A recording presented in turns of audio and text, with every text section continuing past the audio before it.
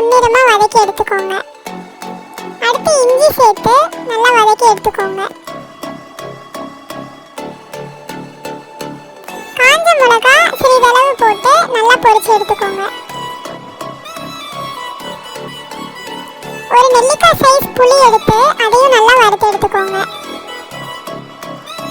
கொஞ்சம் சின்ன வெங்காயம் சேர்த்து நல்லா பொன்னிறமா வதக்கிக்கோங்க.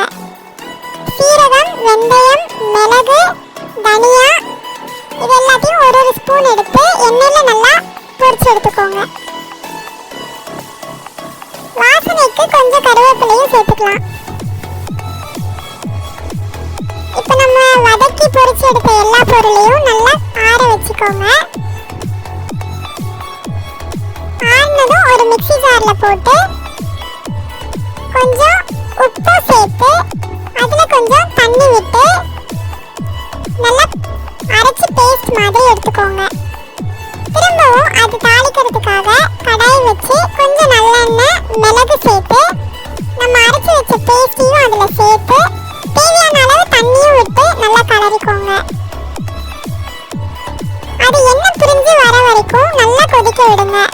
அதுல இருக்கிற பச்சை ஸ்மெல் எல்லாமே போயிட்டு நல்ல மணமான